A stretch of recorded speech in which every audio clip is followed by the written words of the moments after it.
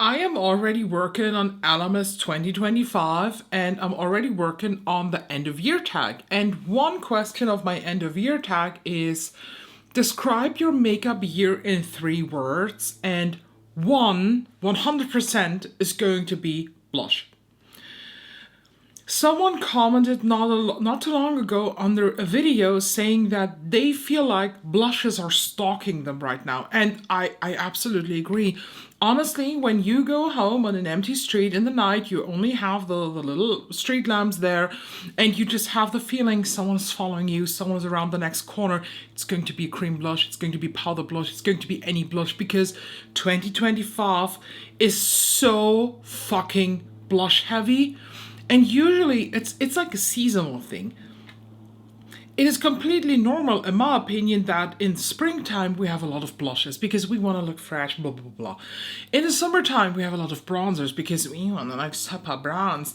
In the fall time, I assume maybe highlighter because we want to look glowy in the shine of fire. And in the winter time, I think it's like more, in general, eyeshadow palettes or foundations, a lot of the times powders. But the whole fucking year have been blushes now, and it does not stop. One blush is just catching the other one, and I can't anymore. I can't with blushes. It's too much blush. So here we are, and I have to review for you 13. 13 blushes. Not 13 shades. No. 13 different. 13 completely different blushes from different brands. Oh boy, I don't even know where to start. These reviews are in no particular order, and actually there's even one blush missing, but I can't review it yet here in the video because I just got the second shade of them, talking about the Victoria Beckham color washes. Love the formula, but I want to keep them, I want to give them more testing time, so they will not be featured in this blush edition here. But I just want to, the pile of blushes is piling. It's getting higher and higher. It's higher than my house ceiling. So I just need to get this review off of the chest. So you know what? Let's start with these here. By the way, for nearly all here, I do have shorts in my blush playlist, so I will link the blush shorts playlist down below. Oh, and by the way, for most of these, I also do have swatch videos, and swatches are also included in the shorts. For the review video, I'm not swatching everything here. So let's start with the Give Me Glow Dream Cream blushes. It is a huge range of blushes. I don't know how many shades they have, but I have 5 here. And I think I made a very, very good across the whole board choice here. So we have at first Crybaby, which is a nice pinky shade. Then I have the shade Punk Glam Era, which... should I tell you why I buy this? No, you shouldn't. Then we have Flower Shop, one of my favorites actually out of the 5. Then we have the shade Brightzilla, which actually looks way more peachy here in the pan, but it really doesn't on the cheeks, on my skin. And the last one here is Cherry Vanilla Whip, also a favorite of mine. I love the formula a lot, with a big but. They are too pigmented. Oh boy. It depends a little bit on the shade. The lighter ones you can manipulate. The lighter ones are fine. But just Punk Glam Era, I struggled so hard to blend this out. It was not cool. I think they are a little bit too pigmented. Overall, also in the lighter shades. Less pigment would have done the job too. But I also think that this is a very, very good cream formula. While they are very pigmented, they do blend out easy, aside from Punk Glam Era. But is this a recommendation for these blushes? Actually, yes, I do like them. I think they're good. But again, I just wish that they had a little less pigment. Next up, we have the Charlotte Tilbury blush sticks. The full name is Unreal Blush Healthy Glow Stick. We also have an Unreal Foundation Healthy Glow Stick. That was shit, but here we have the blushes. I think 7 shades in total and not a pillow talk inside. That is an accomplishment. The shades that I have here are Cherry Glow. It's a beautiful reddy shade, and the other one, you know it, Pretty Glow. Pretty Glow is my favorite out of these. This is an awesome stick formula. This is an amazing, beautiful, dewy looking blush. I don't think that they sat down 100%, so they stay very, very glowy and dewy. But I love the formula. I think it is an outstandingly good one. I like them more than I like the Pat McGrath foundation sticks, actually. Amazing. I like them more than the House Labs glassy foundation sticks. I mean, these had a learning curve for me anyway, but they are great. The thing is, I do have other foundation sticks in this video here that I like a tad bit more than these, but in the range of foundation sticks that I tried, they are in second place actually. 2025 has not only been blush year, it has also been the year where MAC Cosmetics realized, oh my god, we missed so much in the makeup world, so let's just put out banging products. And they put out banging products. They put out so many amazing lipsticks, new formulas, lip gloss, the lip gloss air. Oh, they revamped their cold lines, new lip liners. Like, what time is it? But they also brought out the Strobe Beam liquid blushes. And I love them. Today I'm actually wearing the purple one. This is Magic Aura. It has a teeny tiny bit of a blue shimmer, but I'm honest with you, you don't recognize it. Amazing formula. The other shade that I have is Unsweetened. It is a warmer red, I would say, but oh boy. These are very liquid. Yes, they are pigmented, to be honest, when you apply them, so I would suggest go in with a little bit of a lighter hand, but they blend out so easy. They look stunning on the cheeks. They just they melt into your skin, and I adore them. The thing just is that the other shades in the line, they do not really speak to me, so the only ones that really catch me were Unsweetened and Magic Aura. Therefore, these are the two shades that I could recommend. And to be honest, this shade of purple in the blush, I don't have in my collection. I have purple blushes, yes, but not this one. The next liquid blushes are not new at all, but I discovered them this year. Let me grab them. The Huda Beauty blush filters. All of them are great. And I know that not a lot of people like that, but I am a big fan of it. Oh, the smell. Oh, they smell sweet, vanilla-y. They just smell like something I want to eat. And I have 2 mini ones. I love these baby ones. They came in a set of 2 and 4 full sizes. My first one was actually Ubi Cream, and that made me fall in love with this formula, so that I now at this point have the mini Black Cherry, the mini Strawberry Cream. We have a Watermelon Pop, Ubi Cream of course. Then we have Bubblegum, one of the newer shade, and Intense Guava, also one of the newer shades. This is probably... Is it? Yeah, it is. Although the Victoria Beckham could be. Right now, as of today, as of end July that I'm filming this, the blush filter is my favorite liquid blush formula. It's better than the Armani one that actually won over the Rare Beauty ones that I loved 2 years ago. But this, I am so mad at myself that I just didn't try them once they launched, because I was a little bit burnt by their cheek and lip stains. They were horrible. But these, Huda, I need more. And I need contours in this. And highlighters. And contour. Especially contour. Let's talk about a skincare brand that I love. It's my favorite skincare brand that they branched out into makeup. We're talking about Glow Recipe, and they brought out the Watermelon Glow Niacinamide Dewy Flushes. Actually, they're meant to be used in the skincare. I would never apply blush in my skincare. I don't know, it doesn't feel right. I apply them just as regular cream blush, and the thing is, I want to love these.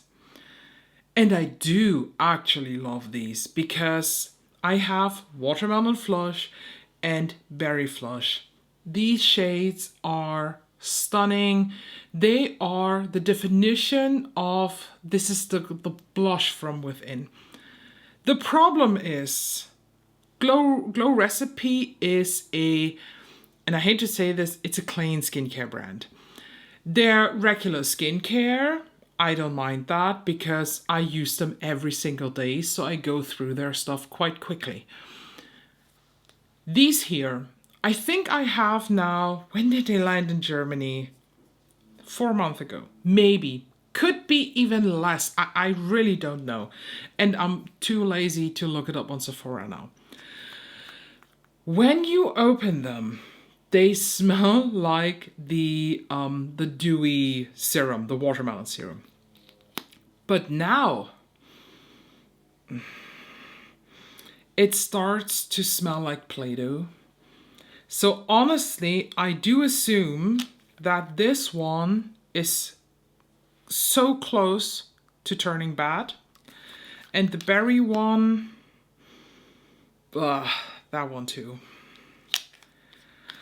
I don't know what this is. Is it because I apply this directly to the skin? I don't know. Please let me know. I'm thinking of actually getting rid of them because they do not smell right anymore. They didn't smell like that in the beginning, and I am fairly I am very disappointed in this. Honestly, I'm thinking of contacting Sephora to give these back or get a refund because they should not turn bad that quick. What the shelf life do they have? Does it say here in that little paper that is on the back? Here are some ingredients and shit. 12 months. The shelf life is, or the opening time is 12 months of these. So usually I don't care for shit like that, but when they turn rancid after not even 6 months of owning them, I can't give them a good review, although I like the shades. So that's a pity. I will not put them back in my collection. I have to think if I'll do contact Sephora actually. Moving on to something more exciting. Sea Beauty blushes. Yes, you won't believe it, but we have some Sea Beauty here. These are, first of all, look at this packaging. How majestic does this look? This is from the brand Haggard.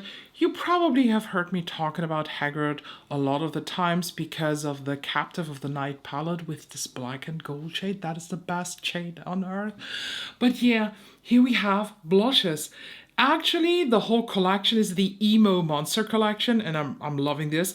There are 5 blushes in that, and I have 2. One is the shade Ruthless, which is not really blushy for me, and then the shade Indifferent.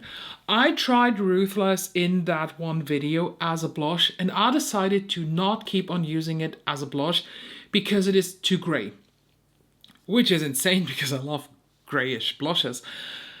I love to use this as contour. I'm wearing this as contour today, and I mean, you can't tell, but it is quite a natural contour in me, and I really love this. Pinky, ready tone contours or purple contours are really my jive, and this one is amazing for that. The shade Indifferent though, oh, this is an icy lilac glow on the cheeks. They both come with a pump, and I absolutely adore the formula. It is, when you pump it out, a little bit thicker, but it blends out easy. It's very see-through when you apply it, but you can very easy build them up. And I highly, highly recommend this. For transparency, just to let you know, I will send these to in PR by Look Healthy store, and you can of course save 12% with my code ELLAGRAM. So check them out, they're still available. They have 3 more shades that are just not my vibe, so these definitely are. Next up, I want to review a blush that I haven't had the chance to do a video with. So this I'm still owing to you. Owing? I still want to deliver it to you, but I think I'll film it somewhat this week when you see the video, when you saw the video. So probably, I think it's Friday when you see it. I have already filmed it and I have already scheduled the upload for this. The Dolce & Gabbana Purple pH Activated Blush. I just had a deja vu that I already talked about this, but I don't know in what video it was. Crazy. But let's talk about this. First of all, this has a super weird applicator because this has one of these stiff silicone ones, and the deja vu is kicking because I said that already. Was this featured in a favorites video? Let me check my... Yeah. I featured this in my favorites video last week, so that's why I have such a huge deja vu. But here is the review for you, of course. It is stunning. I showed you in that video how it looks. It looks purple, but it turns cool toned lilac pink, and I cannot get enough of this. I am so surprised that I like it that much, and I hate that I like it that much. But if you were thinking like, oh my god, I want to try this, do it. Do it. Let's talk now about some powder blushes because Westman Atelier came out with powder blush duos. Some of them were blush duos, some of them were duos with her contour/bronzers, and I actually have one of each. The first one that I have here is the duo with Petal and Biscuit. The Petal blush stick I don't have anymore, I decluttered it, but I still have Biscuit. It's one of my favorite bronzer shades, and the other one that I have here has 2 blushes, and oh, look at these. This is Fizz and Jam. I don't know what I exactly expected from them, but I expected high quality because these I think are 80 euro a piece. Let me check. I think 80.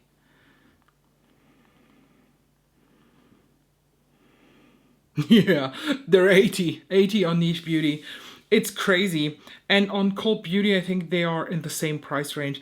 I got mine at Cult Beauty and I had a 20% discount code, so that was okay. I would not pay 80 bucks for these. I'm honest with you. Are they still pretty? Yes, they are. They are absolutely stunning. Biscuit is true to color to the stick in Biscuit, and Petal, as far as I remember too. You can't even see that I used them so many times, but I've tested them quite a lot. This duo here with Fizz and Jam, I am so surprised that I like it that much. I was sure that Jam, that's going to be my jam, and it truly is. It is a nice, darky, vampy blush, but it's not, you know, some of these blush colors can go in super patchy. These just don't. And Fizz, it looks a little bit too peachy for my liking here in the pan, but really does not apply like that on the face. Do you want to see application videos with my powder blushes, by the way, too? Would that be interesting? Let me know your thoughts down below on that, so I can start a new blush series with all my powder blushes. That would be great, actually. Sticking with powder blushes, Dior reformulated, and their new powder blushes, the Dior Backstage Glow, Rosy Glow blushes, are now with a pH activated ingredient, blah, blah, blah, blah, blah. Someone was commenting that their older ones were also pH activated, and I have one old one here. They were not. I don't know where that info is coming from. I also scrolled through the internet. They never were pH activated or advertised like that. I don't know where you got that from. Please give me the source for that info, because I, for the sake of my life, couldn't find it. I ended up actually getting 3 of the new powder blushes. First of all, of course, the classic pink. I'm one of the few people that also liked the old pink one. I know that videos of people who were trying to get this to good color payoff, they went viral. People were trying to get this applied, but I, from the beginning on, really like this, and I do like the new formulation even more. Then I also got the shade 063 Pink Lilac. Is this a surprise that I got Pink Lilac? I don't think so, and I do think there is a difference between pink and Pink Lilac. And the last one that I got a little bit later than the other two was actually Berry. Oh, look at Berry. This is such a wonderful, beautiful berry blush. I cannot, but I do want to point out one thing. I have Berry also in the old formula, and let me tell you, this is a complete different shade. This is not Berry anymore. And I do think that I do like the old Berry even more. Let me swatch it right beside, because this is something that I haven't done yet. Oh my god. They are completely different. The old Berry is so much more cool toned compared to the new one that honestly, I keep the old Berry too because of the cool toneness. I don't know why they did this. I have no clue why they thought it's cool to just change the shade. It's very, very weird. I'm very curious, are the other shades changed too? Like Rosewood, for example. I don't have the Rosewood powder blush anymore, and I'm not interested in getting the new one. So if you have this, please compare them. That would be great. Also, which is very interesting, while these components here look like double the size, it's only 1 gram more. So you have 4.4 in the smaller ones and 4.5 in the new ones. But aside from the fact that I think that they changed the shade so much, it's just really weird. I do like the new blush formula. They go on well, they blend well, they stay well, they look well. They are viral and loved for a reason. And I'm very happy with my choice here. Let's talk about the matching blush sticks. And these are the sticks that I just talked about. These are my new favorite blush sticks. They are so fucking good. I can't. I have the same shades in the sticks as I have in the powders. We have the shade Pink, stunning. We have the shade Pink Lilac. It's even stunninger. And I know that it is more stunning. I'm aware of that. And then we have the Berry shade. Look at these 3 beautiful blush sticks. I adore them, and I don't know if this is a big surprise, but the one that I used the most so far is actually Pink Lilac. This is about to turn into my favorite blush ever in my collection. I'm very, very happy that I bought this. I am very, very happy with the product that I got here. And I think the question came somewhere. These hold 6 grams of blush, and I think that is a very, very regular standard blush size. So these, out of all the blushes, have the biggest recommendation, besides the Huda blush filters. But from the blush sticks, these have the biggest recommendation here.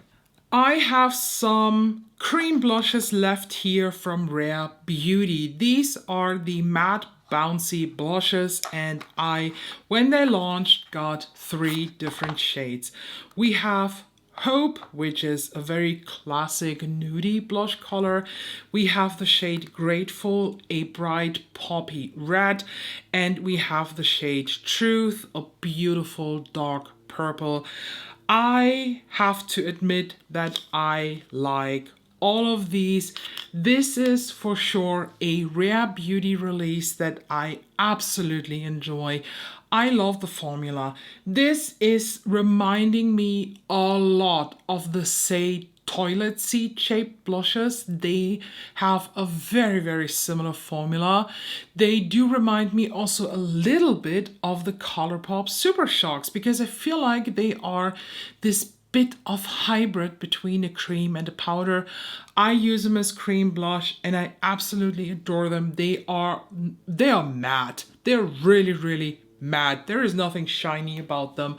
And they wear very, very well. I am happy with these, and I feel like Rare Beauty has lost so much of its spark that I am very happy that these really, really gave me life back with Rare Beauty. I also have 2 of their newer glosses that they just came out with. I haven't tried them yet because of this little thing here that's currently healing, but I'm very excited to try these out. I just want to have the old fascination, the viralness. I want to have Rare Beauty back because they are, when it comes to Sephora brands, I think priced in a very fair range. You get a good amount of product, you get good products, that is it. But they had a lot of duds in the past, so I hope this and the glosses will mark the new high quality era for Rare Beauty. And last but not least, I have actually 2 blush palettes that I want to talk about. The first one is actually just a palette I made myself out of single blushes. These are all by Dandelion Cosmetics, and okay. You know my love, my obsession with all gothic-y looking and all gothy makeup, and especially, you know, goth makeup is not only for me black, red and shit. I am also talking about that makeup. Desaturated blues, desaturated greens, these haunted lake vibes, and Dandelion Cosmetics has these blushes. So I made myself a 12-pan blush palette in their latest sale, full of colors that absolutely fit the vibe. This one up here is actually labeled even as a contour, and I adore it as contour, and the rest are regular blushes. My biggest critique here is the fact that the pans and the palette are both promoted as being magnetic. They are not. They are not magnetic. You can tell me whatever you want. I put them in, hold the brush, the palette upside down like this with no like force or so. I just flipped it over and the blush came out. I then tried to glue magnetic stickers on the back of the pans. Nothing. The thing here, the component is not magnetic. I'm really hating this, so I glued them down with double-sided tape. Now they hold up, and just for your reference, let's start. So I have Infatuation, which is the contour. Then we have Candy Floss, Taffy, Healer, Icy Petal, and Winter Rose. And in the second row, I have Cold Shoulder, Chilly Reception, Anticipation, Elixir, Snowscope, and Haze. I have used all these blushes on my face already, and I adore them. They are a bit more of an eyeshadow formula. I will not gonna lie to you. They feel a bit like matte eyeshadows, but they also apply well on the face. Today I'm actually wearing this shade here. This is Healer. I wear this as a blush today. I just adore this, and whenever there was a look that fits into that people category, I was going into this, and I'm so happy that I got this, and I think the shade down here, Haze, will make also a great contour for me. So yeah, recommendation, I'm happy with this, and I honestly am now even more curious for the eyeshadows from the brand. And the last palette that I want to review for you is the one that you can currently actually pre-order on the Blendbunny Cosmetics website. It's the Blendbunny and Jordan Liberty Masterclass palette. I said that a couple times already that I was not a fan of the marketing, and someone was commenting under the shorts that I did with this, yeah, so much for the marketing. It does not change the fact, just because I like the palette, that I do not like the marketing of this. This whole "we're so much better than you" marketing was just really rubbing me the wrong way, but that does just not change the fact that the products in this masterclass palette are absolutely great quality. Why does this make a difference to you? Just asking, you know? But let's talk about the palette here. You have 3 of these shimmery shades. Heroine, in my opinion, is a highlighter. This is not a blush topper, while Afterglow and Blaze I used as blush toppers. All of the shades in here, aside from Exhibition, are great. With Exhibition, I had big blending troubles, and I'm honest with you, I haven't tried that particular shade since I'm done filming with the series with these. Haven't tried it yet. My most used shades in this palette are actually Heat, Hotline, and believe it or not, Safe Word. These 3 shades I have used the most so far because they are just they're versatile in usage. I love the quality. I think it's a great one. And if you want to have this and you think, oh my God, this is the blush palette of my dreams, again, you can pre-order it now on the Blendbunny website. It says that it will ship early August, so in maybe 1 or 2 weeks.